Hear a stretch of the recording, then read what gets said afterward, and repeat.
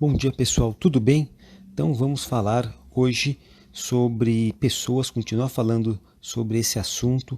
Nós já tivemos dois papos sobre liderança, em especial a liderança contextual, e agora nós vamos falar sobre os colaboradores.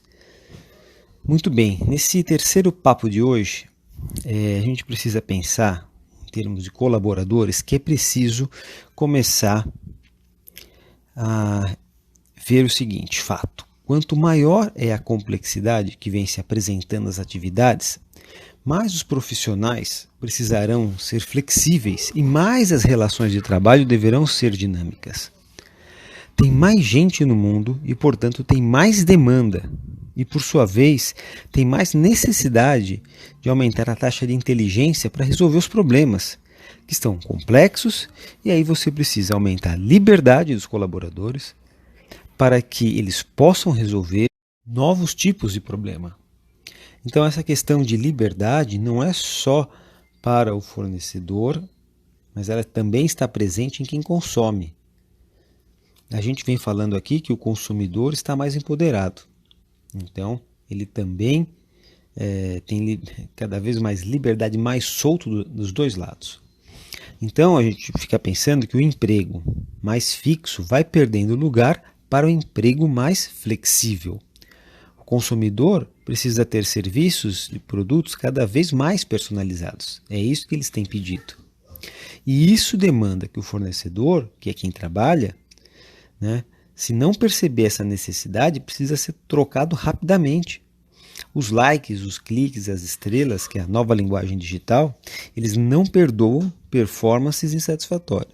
O cliente vai lá e pá, dá uma nota, aquilo fica disponível para todo mundo e, ao mesmo tempo, já faz os mecanismos, os algoritmos funcionar e entregar para o cliente só as melhores performances. É assim que funciona o Uber, por exemplo, e é assim que a gente escolhe os melhores vendedores no Mercado Livre.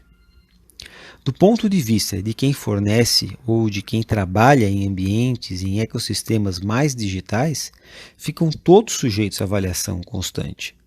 E isso acaba equilibrando as regras do jogo. Isso é bom, porque fica mais justo, porque a gente sabe que em determinadas empresas, por exemplo, tem aquele tal de padrinho, né? Então, ou então uma empresa tradicional tem sempre um lugar cativo para aquela pessoa que está anos lá naquela posição e por N motivos não é possível alterar o quadro de funcionários. Então, nesses casos, imagine, se ocupa uma posição de trabalho, fica uma posição ocupada mesmo de alguém que tem gente mais bem avaliada pelo cliente. E aí na empresa tradicional, nesse caso que nós estamos dando, a pessoa fica lá ocupando aquela posição. É uma situação que existe hoje, até por conta de políticas internas, a politicagem. Agora, é uma realidade que vai ter que mudar, porque não dá para ficar sujeito a uma avaliação do cliente e acreditar que a empresa não vai se ligar nisso, porque ela vai perder competitividade, né? As empresas terão que quebrar essas barreiras internas, porque o cliente vai interferir cada vez mais na seleção dos fornecedores. E aí, o cliente está com um poder cada vez maior de decidir em qual empresa ele quer trabalhar. E você pode ver o Uber, de novo, que quem atende bem o cliente está sempre mais bem valorizado. E o cliente também se sente melhor atendido através da plataforma, porque ele vai receber os melhores carros, os melhores motoristas, mais bem classificados. Então, gente, quando se pensa em carteira assinada, a maioria dos trabalhadores não possui hoje, e só é uma elite que tem todos os direitos. E a maioria não tem direito. Mas eu também não quero ser romântico, tá? Mas é que essa história da uberização vai deixar a coisa um pouco mais transparente. A competitividade vai deixar as coisas mais transparentes. Não teremos todos os problemas resolvidos, mas pelo menos agora o cliente passa cada vez mais a determinar a relação trabalhista. Tem que estar menos sujeita à burocracia e mais sujeita à meritocracia. Cai um pouco essa história de padrinho, né? Porque que não está sujeito à avaliação, à meritocracia. Todo mundo está mais sujeito à meritocracia e de forma desintermediada, né? Por isso que a burocracia vai embora. Está direto ao aplicativo.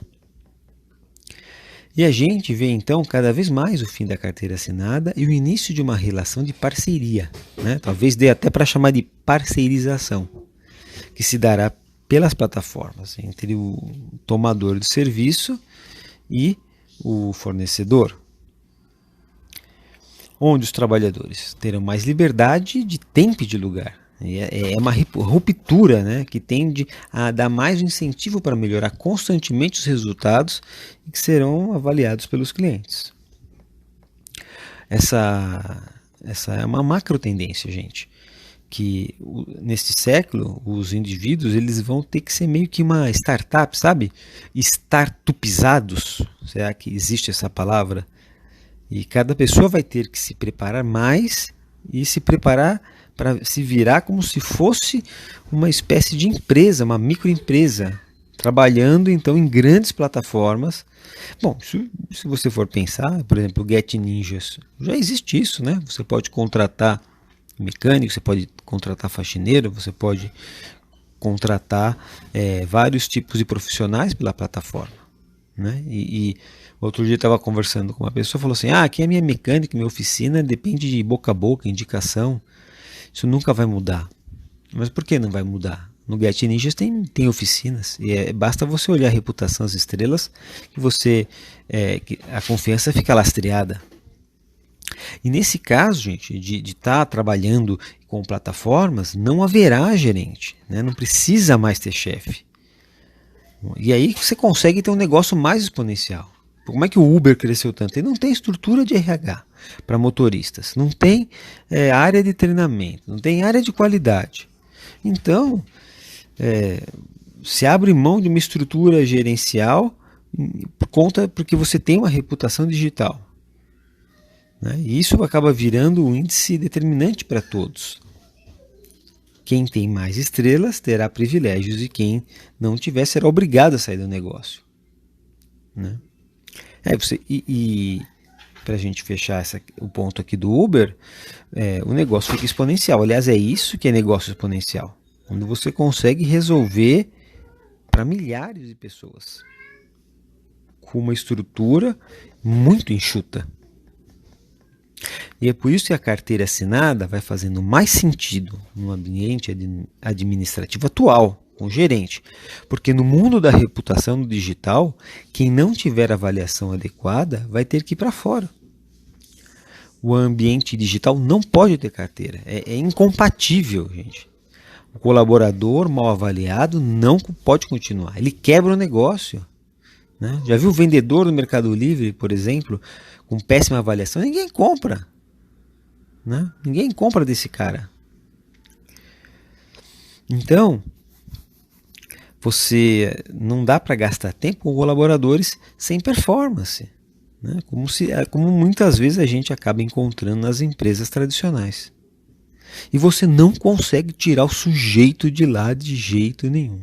Né? Você não sabe quem colocou ele lá.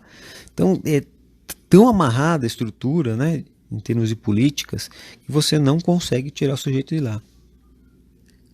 Então a gente começa a ver o fim do conceito de emprego tradicional, do jeito que a gente conhece hoje, para migrar para um novo conceito de trabalho mais meritocrático, né, como se fosse uma espécie de bolsa de valores individual para cada indivíduo, que vai avaliar as microempresas e terá uma cotação no mercado, e isso vai definir o sucesso e o insucesso desta pessoa startup. E essa, gente, é uma forma de resolver os problemas de uma civilização que tem 7 bilhões de consumidores ativos. Não é? Então é preciso elevar o grau de competitividade. Como é que você vai manter a performance necessária pagando um salário de carteira assinada, que vira uma espécie quase infantil de mesada, porque você vai manter, né, pagar como se fosse uma mesada para aquele colaborador que não traz resultado nenhum para o negócio, não traz retorno para o cliente. Então, é uma nova relação de mais a gente sai de mais controle para uma relação de menos controle. O indivíduo passa a desenvolver uma mentalidade de startup. Ele vai ter que desenvolver o seu lado mais comercial, o seu lado mais marqueteiro, o seu lado mais financeiro, para sair de uma posição de menos autonomia para mais autonomia. E as empresas mais competitivas terão colaboradores mais competitivos também. E isso é o exponencial que a gente falou, né? Possibilita mais resultados financeiros para as empresas. Bom, e o chefe? O que eu falo para o meu chefe? Este será o tema do nosso próximo áudio. É importante que você compartilhe sua opinião, sua experiência, porque isso fica cada vez mais interessante.